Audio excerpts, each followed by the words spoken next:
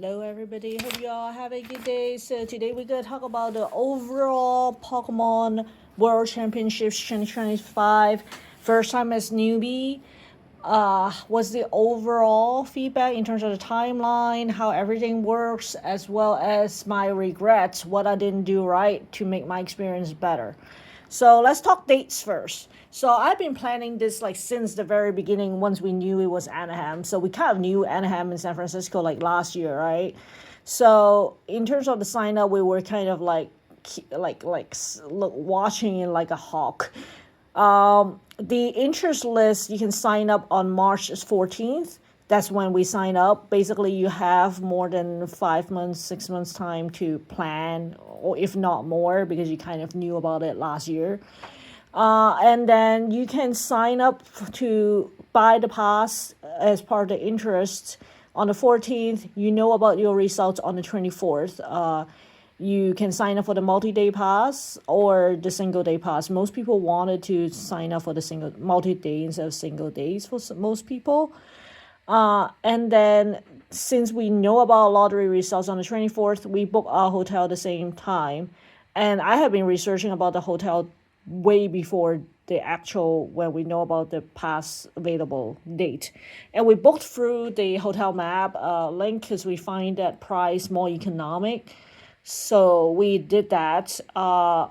And I've been researching. There were three hotels I was searching on. We basically picked the closest hotel to the convention because we realized we might need to go back and forth in case we need a break or something. We are old. We want to take a break, or like just to chill or whatever reasons.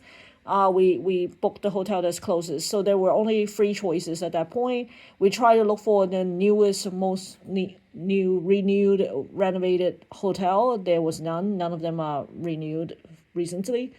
Well, there was one renewing at the point of the event. So there were the Hilton, which is like right there. There's the Residence Inn, again, right there next door.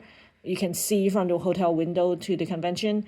And the third one will be the Westin, which is the third one. The third one is most expensive. The previous two is about the same price range. The cons for the Hilton was that it was under renovation at that time. We didn't know when it would finish, and I actually called the hotel receptions and asked, and they were saying summer 2025, and I asked specifically, okay, is it gonna be ready on August 1st? Because usually when people say ready on August 1st, it's not ready, because there's slide, especially like when it's renovation business, is always like sliding a couple of days. It never delivers early. So they're like, they didn't lie. They were like, they don't think so. They don't think it's ready on August 1st. Even though the event was August 15th, I don't want to take a chance. I actually checked upon their website as I was flying in, and they were not finished renovating.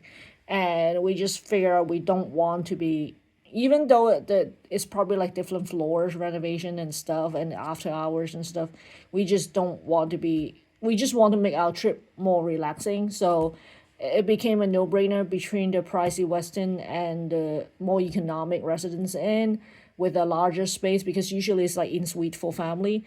It became a no-brainer for us to pick the Residence Inn. The stay was pretty pleasant. So that was pretty good. And it has the free breakfast included as well. So that's part of your bill. It included the breakfast. And like I said, the biggest advantage is it has the area. So it's like living room and bedroom. Like have like a suite without being a crazy suite price. And that's one of the benefit. And the most important benefit is very, very close to the convention. So we love that hotel because of that. Oh, there was an add-on factor. There's a CVS and Walgreens like right there too. So it's like it became a no-brainer basically. The breakfast is included. We can just like do everything there. It makes it so simple. It's more like a family-oriented hotel too, so that makes it easier for us. We booked the hotel on the 24th. That weekend, on the 29th, we booked the plane flight. Again, I did the research already. I was asking my coworker that goes to Anaheim multiple times a year, and he suggests us to fly in on either the John Wayne or the what was the other one? Long Beach. Those are calmer airport than LAX. Like if you're international flight, you probably has no choice at LAX. But if you're domestic and just flying so close, John Wayne and the Long Beach is probably a better choice because it's not as overcrowded. It's more like a relaxing trip than LAX. You're like fighting the crowd and finding your baggage, fighting the Uber or whatever transportation you're doing, and plus it's closer to the hotel area by a lot, like half of it distance wise. So they were like the other airports is better, and they also suggest us to do the Costco thing. I didn't do the Costco thing. I just booked it online because the price is decent. If you book that early in March, the price I checked was 600 cheaper than if I were booking it the weekend before. So that was a bargain there already. Like, don't book your plane early for a cheaper price. I guess that's kind of like duh, kind of. And then we didn't know the convention is supposed to be 15th to 17th, and we didn't know because we're newbie that Pokemon Center actually opened 2 days earlier on the 13th to 17th instead. We knew about it on July 21st when we signed up for the Pokemon Center. That we talked about 4 months later, like basically a month before the actual event, about give or take. We signed up the Pokemon Center. We got our time slots. By the time we signed up, even though we click on the link right away, it was a little bit too late. There's not that many choices on time slot left, but we just signed up the earliest we could possible. It just happened to be we are morning person and not as much afternoon because we want to save our afternoon for doing whatever La La Land we could. So that was the time we signed up on July 31st for the Pokemon Center time slot. We were a little bit confused on the process because we don't know if it's a lottery or actually you're signing up the time. And you're actually joining the lottery at the same time to get a chance to buy certain products like the statue, the jukebox, etc. And we were notified about those results of the jukebox on August 11th, if you win it or not. I didn't get all the confirmation, which is like a bummer because I hate nothing. I hate more than no resolution. So, but then my husband's like, just let it go. You probably didn't win if you didn't get a notification. I was like, okay, fine. So that's that. So we won a couple items, big ticket items. So we were happy. I was happy still, even though I hate no resolution. Like I said, it would be better if they have it on the website. I said, like, because you can just log on and see your results in addition to the email. But they didn't do that. And then on the 13th, that's when we got the bad news that we didn't win any other lottery items. The other lottery item was that I was referring to is other events that we sign up. So it's like you basically get a blanket email saying you're not chosen for anything. So it will include things like the autograph section or some certain meet and greet or fan workshop. Those are all not chosen. But then surprisingly, on the 15th, which is supposedly the first day of the convention, I got the email saying, I won the workshop for the EV years. I was so happy. So at least I got one thing. So I was happy and I can bring my spouse with me to do the EV years. We had fun. So that was like the whole date-wise for Pokemon side. At the same time, during that time, right before that time, I should say, Disney was celebrating their 70th anniversary. So Disney birthday was July 17th, and right before the convention, like between May 16th to I believe August 13th, that was the time when Disney doing the anniversary celebration. So my husband was not that interested because he was saying there's an anniversary celebration every year for Disney, but Pokemon in Anaheim is only once. So he was not as interested in the Disney because of that compared to the Pokemon. So he wants nothing to do with Disney because he don't want to be too busy schedule comparatively. I, on the other hand, was like, I'm flying. I'm gonna make my best buck out of it. I'm just gonna do everything. At that point, I didn't know the convention schedule is that busy. I thought it would be like La La Land, hopping from one another. You have 30 minutes break type convention, like a work trip convention. Because work trip convention, you always have like 30 minutes break before the next seminar or something. So I thought it was like that. So I didn't know better. So I didn't know there would be 5 events scheduled at the same time slot. So if you want to go, you You need to pick and choose. I didn't know about that, and I actually didn't know about it until probably like the week before. That's when I panicked. So anyway, long story short, I overbooked or overplanned the stuff. So I was planning to do Disney at night and convention in the morning because we thought the convention would finish by 5 p.m. kind of, So I did make reservations for multiple dinner and lunch plans because of that, because I don't want to be with a kid that is hangry. I I am very hungry, easily hungry type. So I made reservation with restaurants, and usually the hard to get to restaurants, you need to make reservations like 60 days or 30 days in advance. So I'm talking about every single night stay up to book, make reservations, that kind of dedications. I did that, and turns out we didn't know that we have so lack of control of timing in terms of the convention. Well, if you want to be everywhere, especially. So I got overwhelmed, and I immediately, when we were there, I canceled like, we didn't know the Pokemon Center would take hours process, because usually, I don't know, maybe just like hours long. I was not expecting that. So even if you go in the morning, by the time you actually get to it, it's already your scheduled lunch plans. So I canceled every single reservations that I booked, that stayed up and booked. That was a bummer.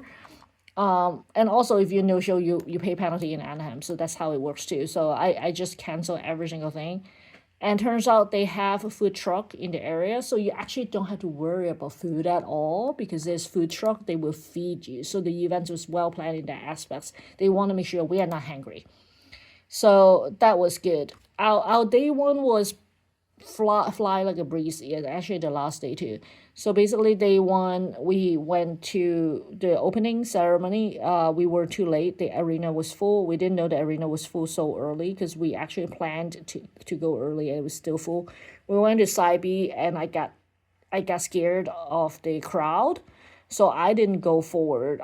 We just stayed at where the trophy area was, which was kind of like right in the middle where the balloon is, because that's my comfort zone. Anything more crowded to me is like over, because I got traumatized when I was a kid for the parade accidents that we had back then. So that was the opening. We already lined up the Pokemon Center. That's basically our morning already, and I already told you guys the trade events there. After that, we went to basically go to the merch section. We were not planning to go side events, which was a biggest mistake. We should have went to the side event, figure out the price, and plan accordingly immediately on day one, but we didn't do that. We just basically walk around shopping and stuff around the area. I was also the one that is buying bubble. I also went to the meet and greet at lunchtime, which my husband was also enjoying his lunch while I'm lining up. Because he cannot be hungry, I can skip lunch apparently.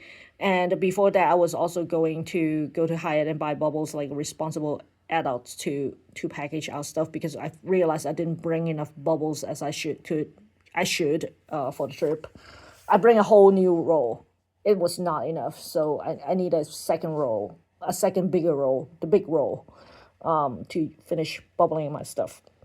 So that was day one. It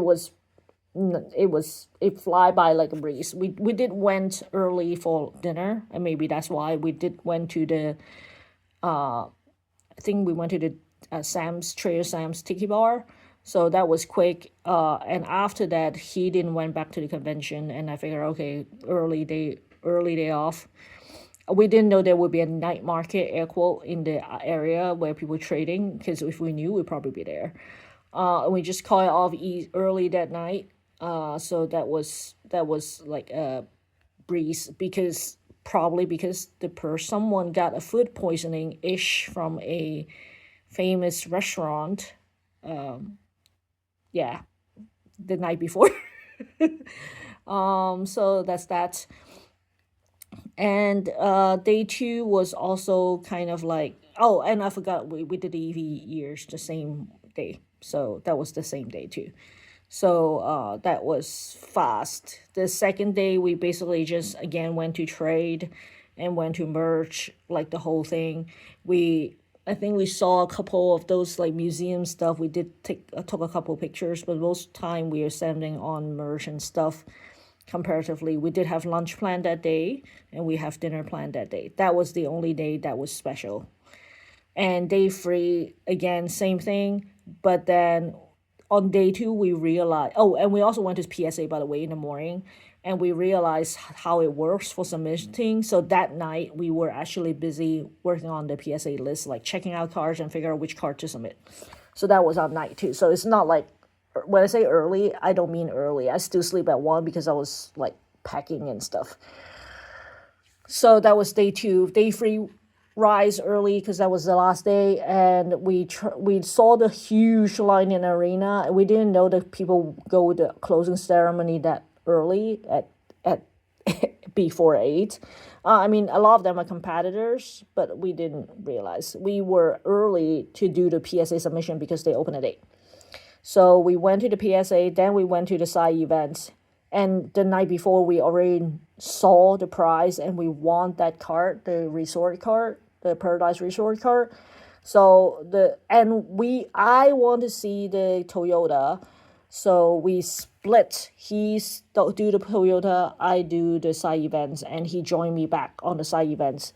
Before that, he went La La Land and go to do his band diet. Like basically, we have to split at that point. I mean, we did split a lot because he don't want to walk and need a rest, and I went to get bubbles or boxes and supplies and haul it a block while carrying food delivery to him. So we did do a lot of that as well. Giving and basically do the side events, and again trade night, and then the closing ceremony. We at that point we already knew the arena was full, so we knew that we're going side B. So we took it easy and just do side B. We are not aware there will be an after party. Just like red carpet, there is an after party. The after party is Pokemon Go. All the Pokemon Mega was out there. And of course, we're grinding it. Of course, we are doing it like addicts. So everyone was on the street. We were having fun playing Pokemon Go at that time. We took it easy. Again, we took it easy and just do the Uber delivery. That was the best choice in our life, by the way. So I think the recommendation food-wise, just leave it to the food truck. Otherwise, do the Uber Eats if you're easily tired type. I mean, I was exhausted by the end. I was completely unconscious on the plane, on the short ride plane. So that's how it is. And again, the next morning I was still like people watching and see if I can find someone.